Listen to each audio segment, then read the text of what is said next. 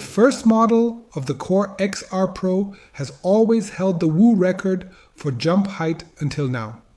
Whether and how it could be improved further is what we'll discuss in this review.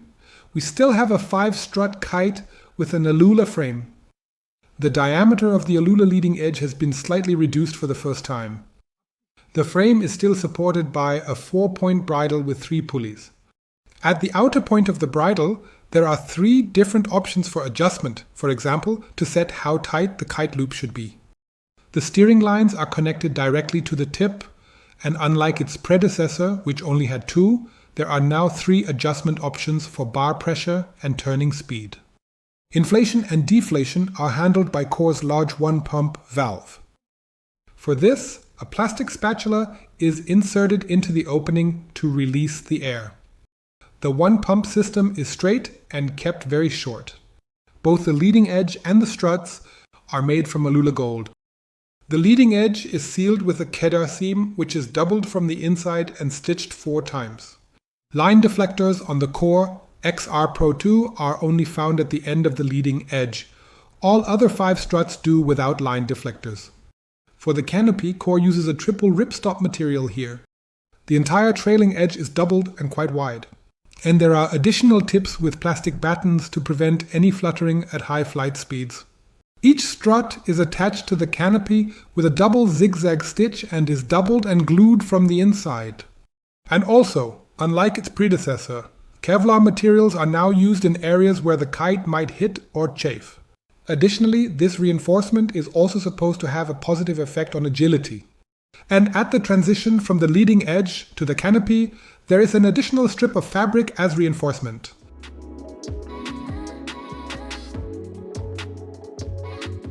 The Core XR Pro2 has not changed at all in terms of its very simple and absolutely effortless planing ability. Here it simply starts with an extremely early onset of airflow and a very consistent base pull. And now, with a slightly higher flight speed, things really get going, and that still feels very, very good. Even when compared to other high-performance and big air 5-strut kites, it is definitely one of the best. Especially because even after more complicated flight maneuvers, it always comes out of the maneuver with a 100% clean airflow and then just continues to pull evenly.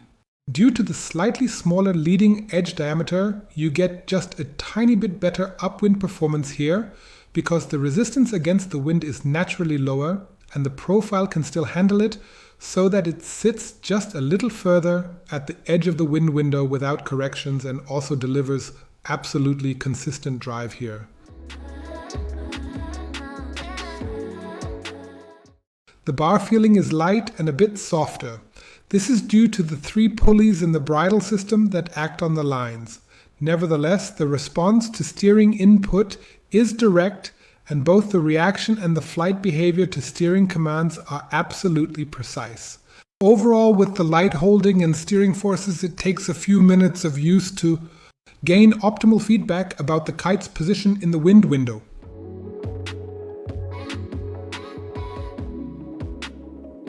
We continue to have an absolutely consistent base pull, which increases slightly in the upper wind range and always provides strong forward drive. There is always enough feedback on the bar to easily hold on to this base pull, even when following the kite for longer distances. It's great that it maintains its full agility throughout.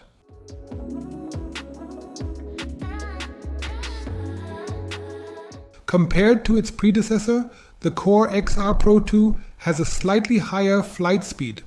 This also leads to a slightly increased progressiveness in power delivery, especially during flight maneuvers where the kite can accelerate. You can clearly notice that on the one hand it increases hang time, but also makes the yank during a kite loop a bit more aggressive.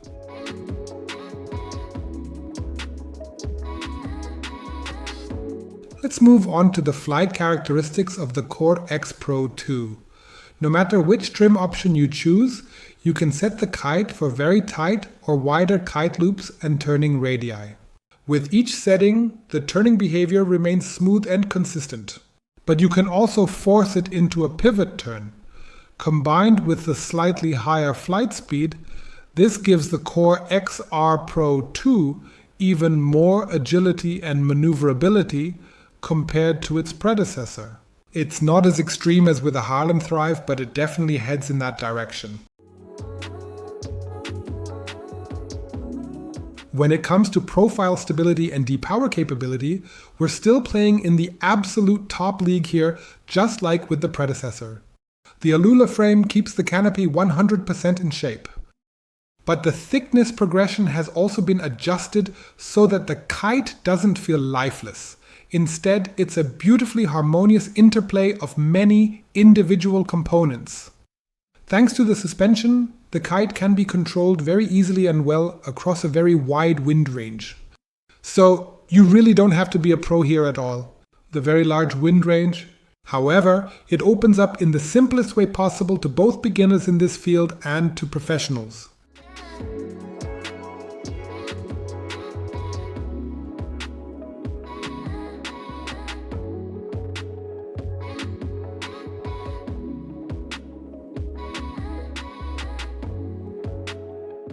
The safety system activates at 6 kilograms and a load of 100 kilograms and can be reassembled very easily. No special attention is required here. Thanks to a slight sweep and the stiff frame, the kite can be relaunched without any problems by pulling and holding a steering line. For the 12 square meter size, the lower wind limit is around 10 knots, and for the twin tip, of course, it's 2 to 3 knots higher. With the XR Pro2, it's still very easy to find the takeoff point because no lateral forces are generated before you jump. Accordingly, you can really guide it cleanly into the takeoff even with light edge pressure. As mentioned, the power delivery is just a bit more explosive due to the higher flight speed. And that's also a factor that benefits the kite's hang time. If you have a higher level of riding skill and are able to steer and actively fly the kite when jumping, you can really extend the hang time, make it last a bit longer, and that applies across the entire wind range.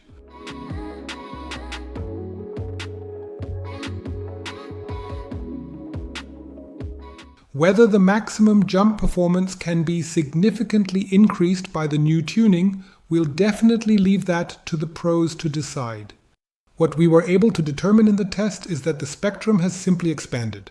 In addition to the truly outstanding riding performance, we still have an absolutely harmonious flight profile and a consistent bar feeling, which is even a bit lighter and more playful than its predecessor, yet just as precise. The required riding skill is certainly just a tiny bit higher than with the previous model. But even after a short period of getting used to it, riders with lower skill levels can tap into extremely high performance potential here.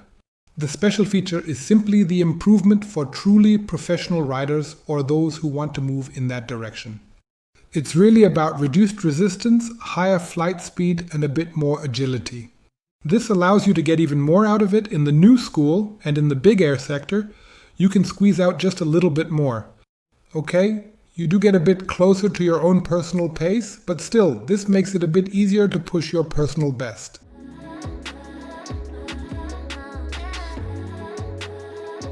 Of course, this Alula 5-strut high-performance kite also comes at a price. For the 12 square meter size, the price is €3,449. Sure, that's a lot of money, but if you want the best, you have to be willing to pay for it. And at core, the best here refers to the highest level of performance, which is the easiest to access among all the kites we've tested so far.